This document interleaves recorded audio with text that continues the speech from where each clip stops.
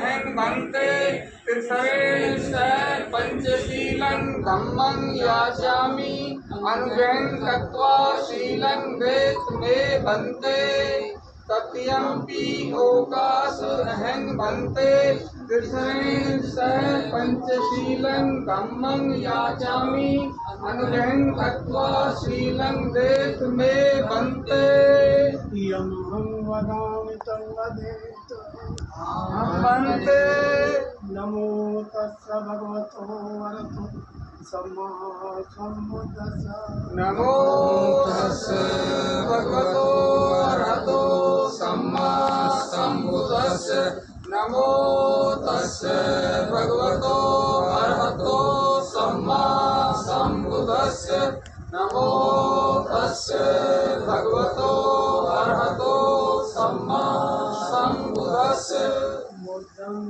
शरणं गच्छामि बुद्धं शरणं गच्छामि धम्मं शरणं गच्छामि धम्मं शरणं गच्छामि संघं शरणं गच्छामि संघं शरणं गच्छामि द्वितीयाम्पि बुद्धं शरणं गच्छामि द्वितीयाम्पि बुद्धं शरणं गच्छामि द्वितीयाम्पि धम्मं शरणं गच्छामि द्वितीयाम्पि धम्मं शरणं गच्छामि द्वितीयाम्पि संघं शरणं गच्छामि द्वितीयाम्पि संघं शरणं गच्छामि शरणागमनं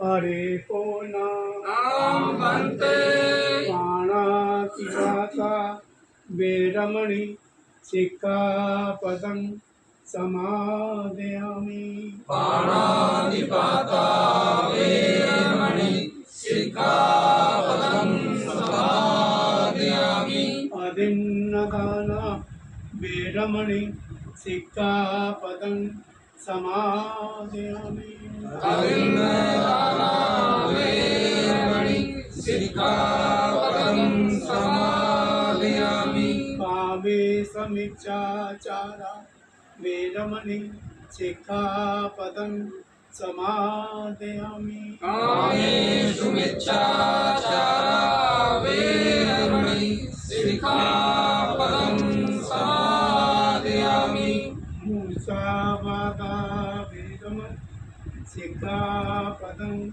समादयामि मूसावादा वेरमणि सिक्खापदं समादयामि सुरामेरमज्जपमादटा वेरमणि सिक्खापदं समादयामि सुरामेरमज्जपमादटा वेरमणि सिक्खापदं समादयामि साधु साधु चित्रं सत्यं पंचशीलं धम्मं साधुकं त्रयं तत्त्वा अपमादेन सम्पादेत।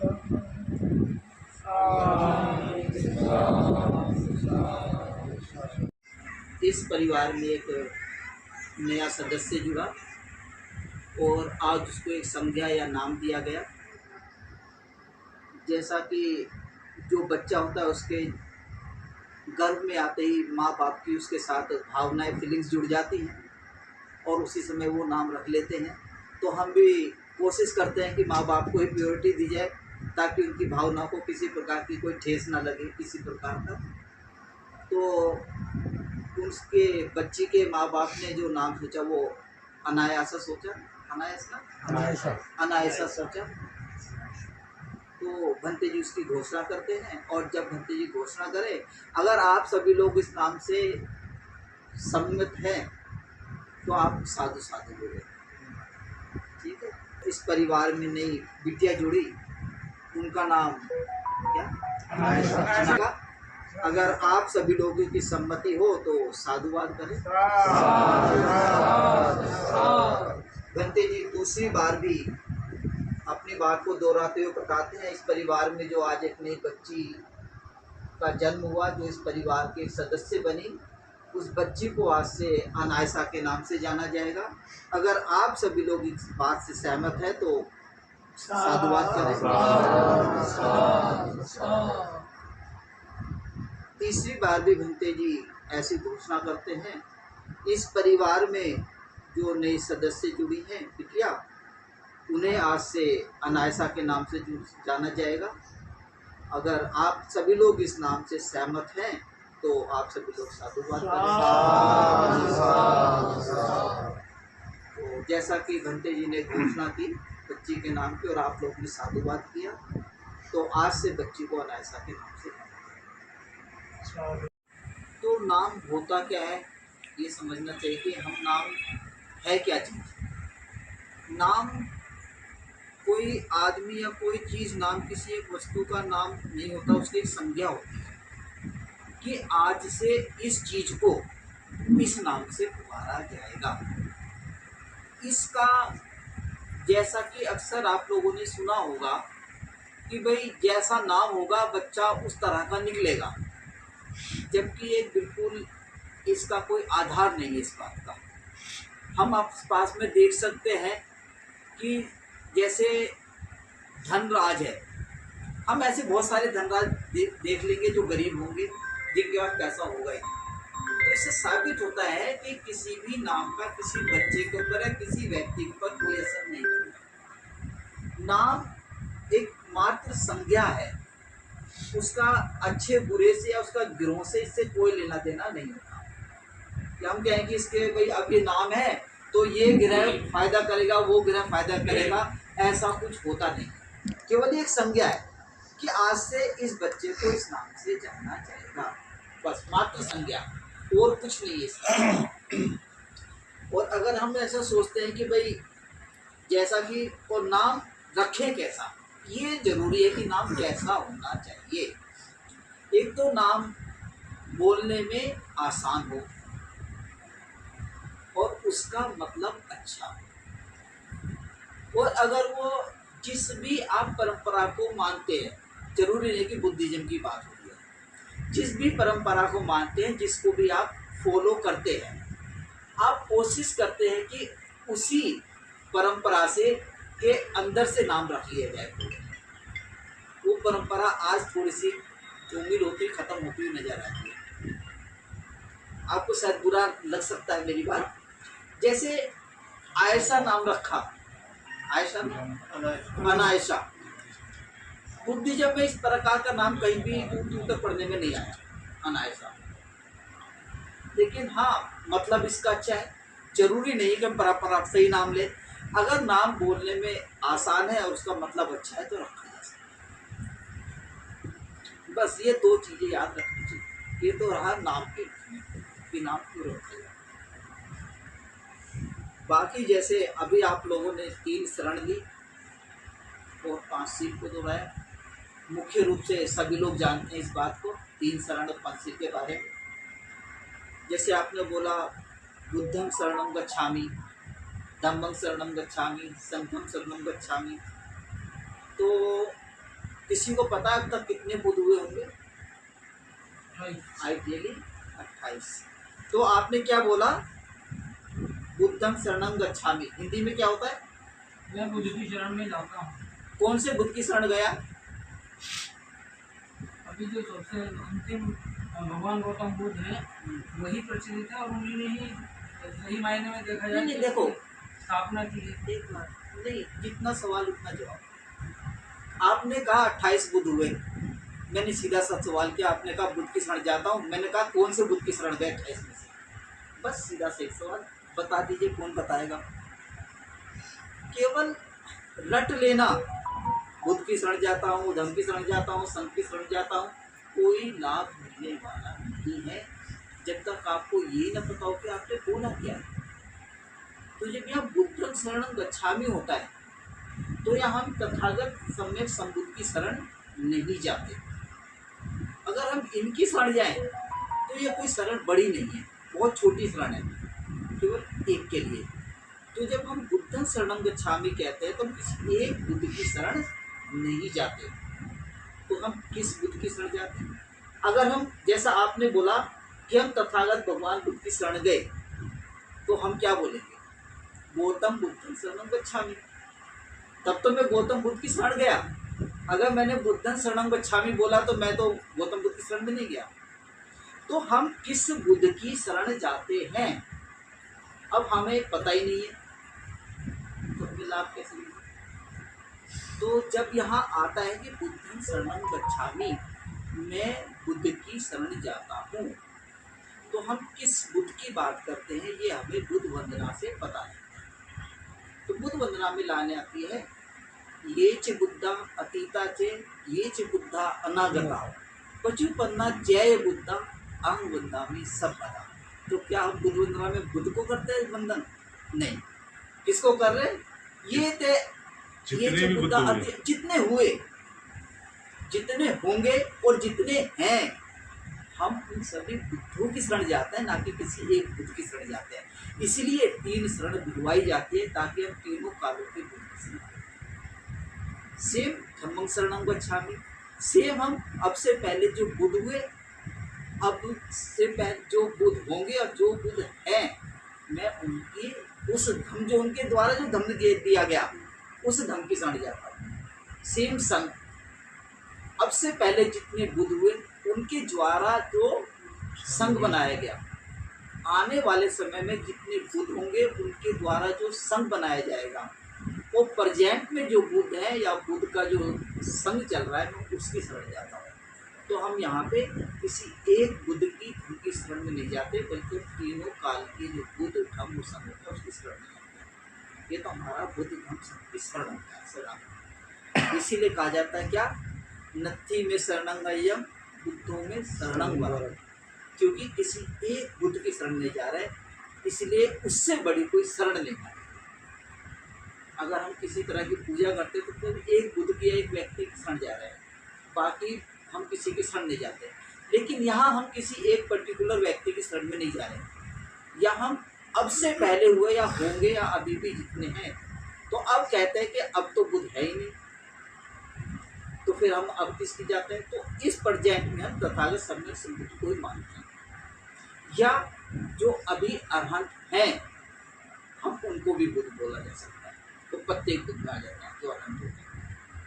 अरहंत, बुद्ध, सम्यक संबुद्ध, इन तीनों में भी अंतर होता है। पता है किसी को क्या अंतर है? बुद्ध में, अरहंत में, सम्यक संबुद्ध में कुछ तो अंतर होगा। क्या अंतर है? हम अरहंत भी बोलते हैं रोज, बुद्ध भी बोलते हैं, सम्यक संबुद्ध भी बोलते हैं, तो क्या डिफरेंट तीनों में? हम बुद्ध किसे कहें, अरहंत किसे कहें और सम्यक संबुद्ध किसे कहें? कुछ तो होएगा ना डिफरेंट तीनों में। क्या डिफरेंस हो सकता है? कभी सोचा है या कभी पूछा किसी भिक्षु से? केवल मैं भी यहाँ आऊँ और कुछ आपको 2-4 देश ना ऐसे बोल बाल के चला जाऊँ, अभी आप सुनोगे बहुत अच्छा लगेगा, लेकिन दरवाजे से बाहर निकल के आप भूल जाओगे। थोड़ा सा वार्तालाप भी होना चाहिए। पूछो, भिक्षु से पूछना चाहिए। तो जैसे अब आपको, अब जैसे बात की बुद्ध संघ की, तो सवाल उठा के अरहंत बुद्ध और सम्यक संबुद्ध आपको है, जैसे आपको पता ही नहीं। और मुझे लग रहा है कि बहुत बुद्धिज्म मेरे से बहुत पहले से लोग फॉलो कर रहे होंगे, फिर भी आपके पास इसका कुछ सवाल का जवाब नहीं। आप किसी और को क्या जवाब दोगे? किसी ने आपसे पूछ लिया, क्या जवाब है आपके पास? कोई जवाब नहीं। तो बुद्ध, सम्यक संबुद्ध और अरहंत किसे कहते? जो सम्यक संबुद्ध होता है वो बुद्ध भी होता है और अरहंत भी होता है। जो बुद्ध होता है वो सम्यक संबुद्ध नहीं होता, लेकिन अरहंत होता है। जो अरहंत होता है वो बुद्ध नहीं होता और सम्यक संबुद्ध नहीं होता। ये तीनों में ही अंतर है। तो अरहंत किसे कहेंगे, बुद्ध किसे कहेंगे और सम्यक संबुद्ध किसे कहेंगे? एक उदाहरण से समझेंगे। जैसे मैंने कहा मुझे यहाँ से बस अड्डे जाना है, ठीक है, मैं बस अड्डे निकला, मैं पूछते पूछते किसी तरीके से मैं पहुँच गया। अब मुझसे किसी ने कहा कि भाई बस अड्डे कैसे जाएं? कहोगे यार मैं ये नहीं जानता, बस अड्डे जाना कहता है, लेकिन मैं पहुंच गया। आप पहुंच गए लेकिन रास्ता नहीं जानते। एक आदमी, एक दूसरा आदमी यहाँ से चला बस अड्डे पहुंच गया, और आपने पूछा कि भाई बस अड्डे जाने का रास्ता कहाँ है, तो आप उसे रास्ता बताते हो कि भाई ऐसे ऐसे जाना, ऐसे ऐसे करना, और आप बस अड्डे पहुँच जाओगे। 2 व्यक्ति हो गए। तीसरा आदमी वो जिसे आपने रास्ता बताया और वो इस रास्ते पे चल के बस अड्डे पहुँच गया। तो कितने प्रकार के आदमी हुए? 3। तो हमारा सवाल क्या है? अरहंत, बुद्ध और सम्यक संबुद्ध। जो बस अड्डे पहुँच गया वो बुद्ध है। जिसने निर्वाण प्राप्त कर लिया उसका कोई गुरु नहीं है, किसी बुद्ध का कोई गुरु नहीं होता। वो बस अपने प्रयासों से किसी तरीके से निर्वाण अवस्था को प्राप्त कर लेता है, लेकिन वो सब कुछ जानता है, धर्म जानेगा, आपको पूरा धर्म समझाएगा, वो संघ भी बनाएगा, लेकिन वो आपको निर्वाण प्राप्त नहीं करवा सकता, यानी उसका रास्ता नहीं बता पाएगा। यानी यहाँ से चलेगा, बस अड्डे पहुँचेगा, लेकिन बस अड्डे जाने का रास्ता नहीं बता सकता।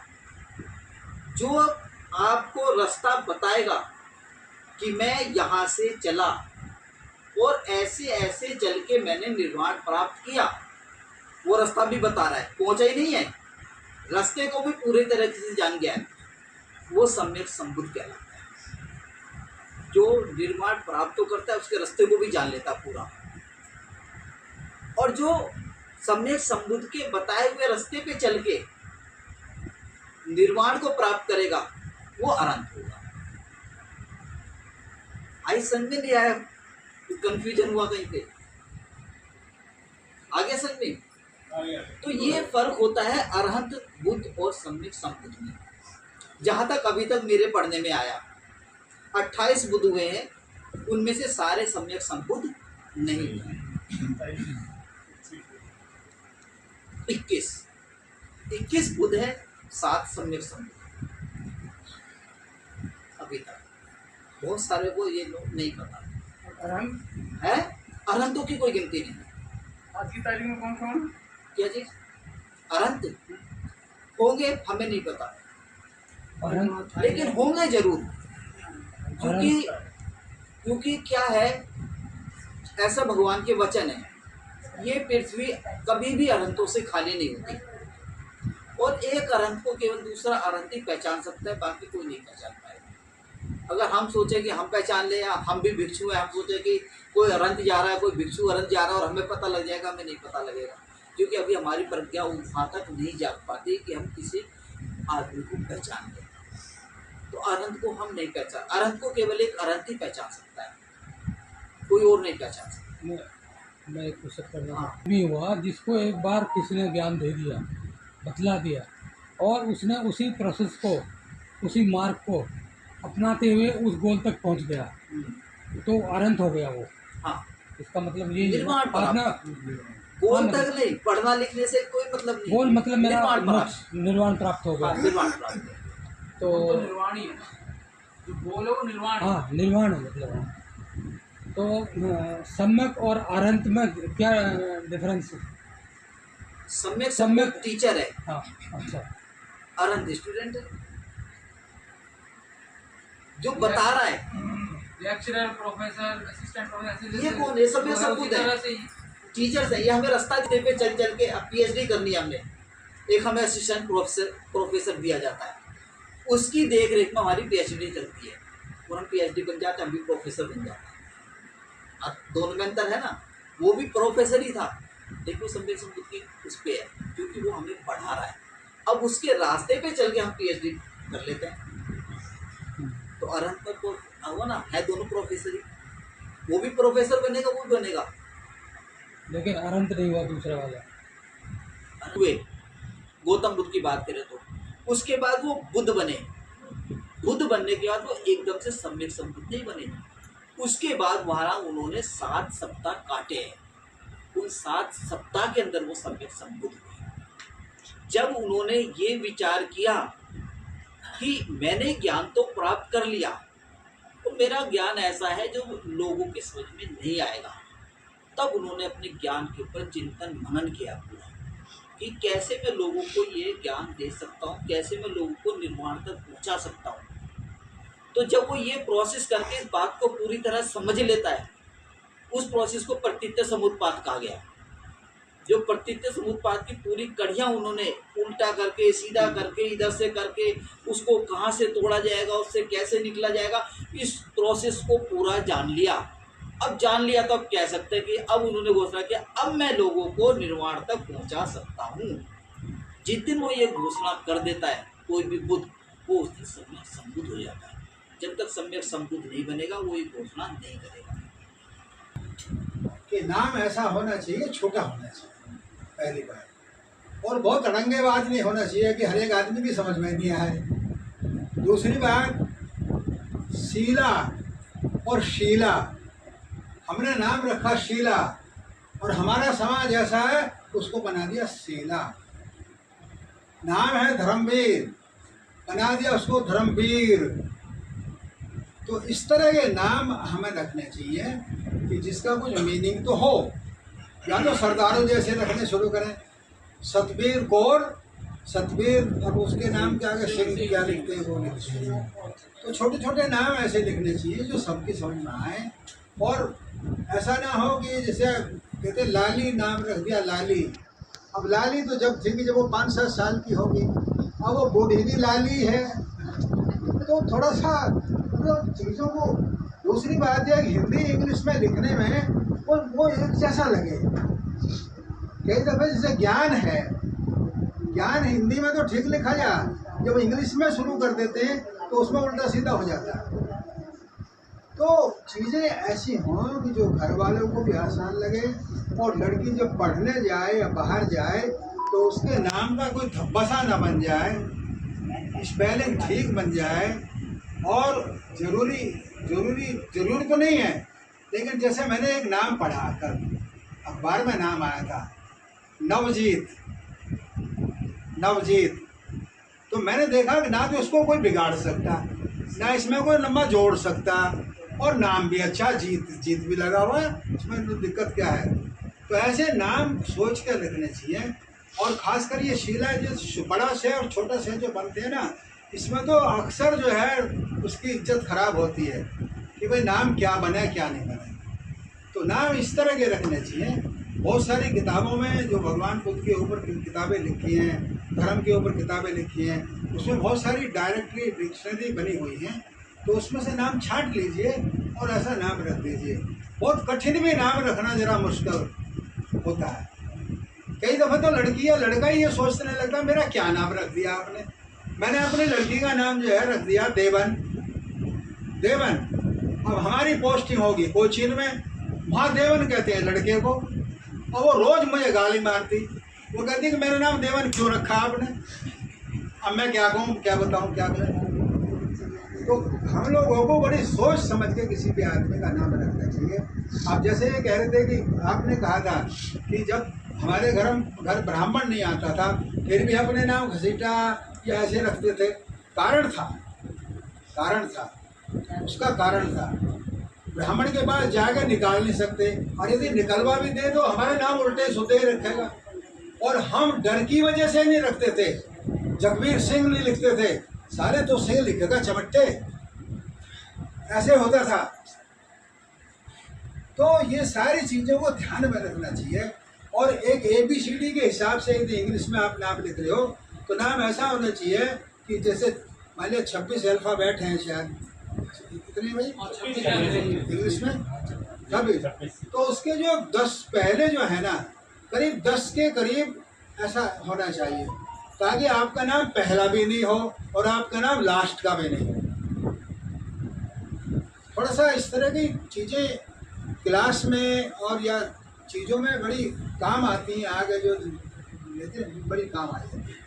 हमने अपना नाम लिख दिया धर्मवीर सिंह सहरा, अब कोई धर्मवीर सिंह सहरा, कोई धर्मवीर सिंह सहरा, कोई सहारा, कोई पता नहीं मेरे नाम का बिगाड़ गया, ऐसी खिचड़ी बना दी कि जो है वो रोज बताना पड़ता है क्या नाम खाली। अब डॉक्टर सेहरा ही रह गया। डॉक्टर साहब तो मैंने कह दिया डॉक्टर सहरा बोल, अब छोटा कर दिया। बहुत समझदार है। जब वो नाम रखते हैं ना हस्बैंड वाइफ दोनों मिलके, तो गूगल में सर्च करके पहले देख लेते हैं इसका मतलब क्या होगा। अब बच्चे वो नहीं रहे जो जिन्हें हम अपनी जनरेशन का सोचते हैं, नाम भी छोटा है तो क्या है। अब बच्चे नाम रखने से पहले गूगल में जाके सर्च मारते हैं, इसका नाम का मतलब पता भी नहीं पता, उसके बाद नाम रखा जाता है। ये नई जनरेशन में एक अच्छी और पॉजिटिविटी आई है, स्मार्ट बच्चे। अब जैसे हमने अपनी बेटी का नाम रखा अपेक्षा बोध, 23 साल हो गए, 23 साल की बेटी है मेरी। और दुनिया में कोई भी आदमी उसका वो नहीं कर सकता। कॉलेज में जाएगी, स्कूल में जाएगी, पहले लिखा अपेक्षा बोध।